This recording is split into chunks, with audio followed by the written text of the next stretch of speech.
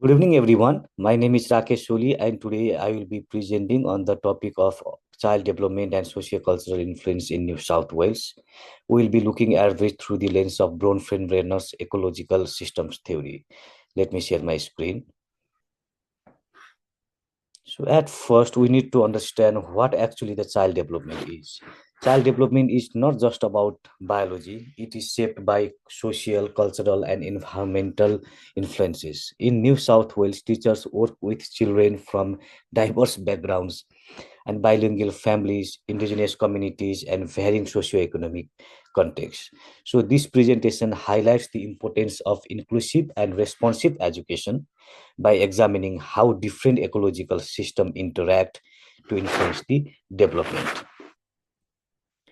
If we look into the Braun-Furness ecological system theory, so the Braun-Furness proposed that children develop with nested system.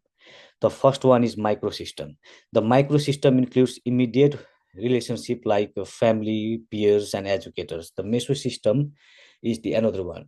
The mesosystem connects these, such as the relationship between parents and schools.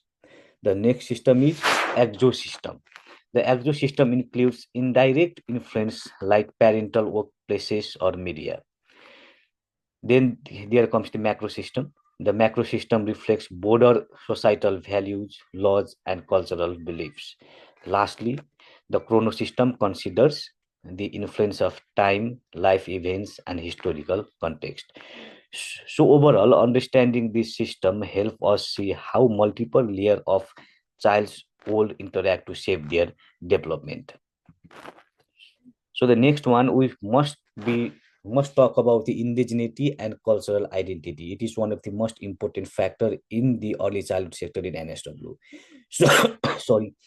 So in NSW, indigenous children have been deep cultural connections and community knowledge, but also face challenges like intergenerational trauma and societal left out like that.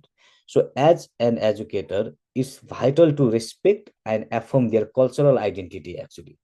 So this includes involving elders, incorporating first languages, and embedding Aboriginal perspectives in our teaching. So there are certain policies such as closing the gap and the Aboriginal Education Policy Guide. So these policies can help us in fostering equitable and culturally safe learning environments for the indigenous children in New South Wales.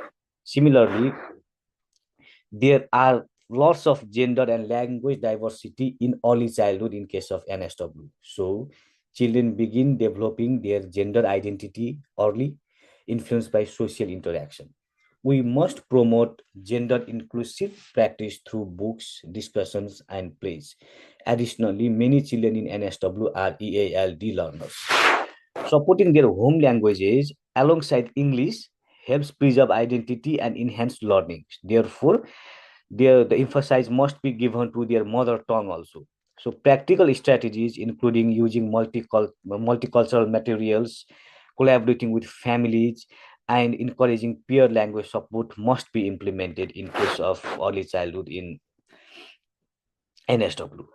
So another most important thing to talk about is the socio-economic background also. So if you look into the socio-economic background, children from low-income families may face barriers in accessing quality education, healthcare, or stable housing, which impacts their overall development. So equity in education doesn't mean treating all children the same. It means meeting them where they are actually.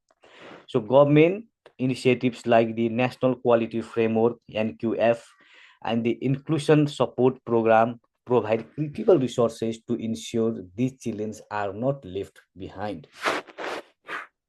So we must be aware what's actually happening in NSW now. So NSW is responding to these complex challenges and policies and community-based initiatives.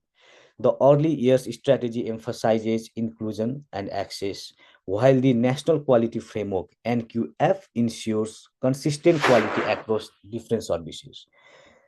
So that local community-led programs create culturally safe spaces and educators are actively embedding inclusive practices in everyday learning environments.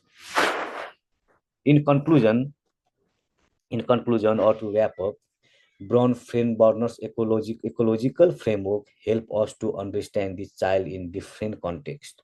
In diverse society like NSW, culturally responsive and inclusive teaching isn't optional. It's the essential, it's the necessity actually.